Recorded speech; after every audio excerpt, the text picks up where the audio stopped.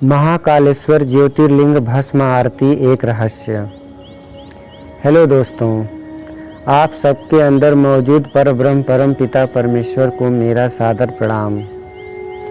आप सबको पता है कि उज्जैन में स्थित तीसरे महाकालेश्वर ज्योतिर्लिंग में भस्म की आरती होती है, लेकिन अधिकांश लोग भस्म आरती के रहस्य के बारे में नहीं जानते होंगे। तो दोस्तों चलिए जानते हैं कि यह भस्म आरती क्यों होती है और कब से हो रही है।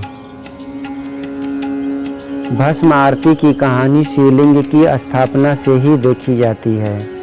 दरअसल प्राचीन काल में राजा चंद्रसेन शिव के बहुत बड़े उपासक माने जाते थे।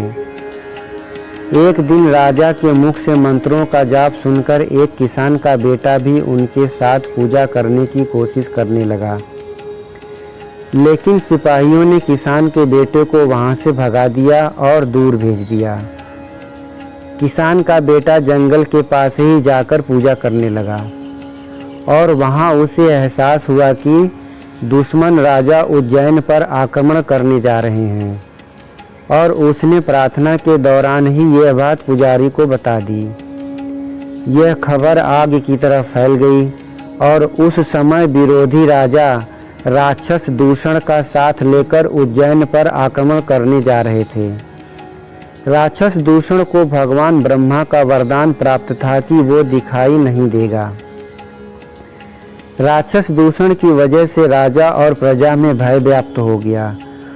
उस वक्त राजा के साथ पूरी प्रजा ही भगवान शिव की आराधना में व्यस्त हो गई और अपने भक्तों की ऐसी पुकार सुनकर महाकाल प्रकट हुए। महाकाल ने दूषण का वध किया और उसकी राख से ही अपना श्रृंगार किया। उसके बाद वो यहीं विराजमान हो गए। तब से भस्म आरती का विधान बन गया। महाकाल ज्योतिर्लिंग की दिन की यह सबसे पहली आरती होती है। शिव पुराण के अनुसार कपिला गाय के गोबर के कंडे के साथ समी, पीपल, पलाश, बेर के पेड़ की लकड़ियाँ, अमलतास और बरगद के पेड़ की जड़ को एक साथ जलाया जाता है।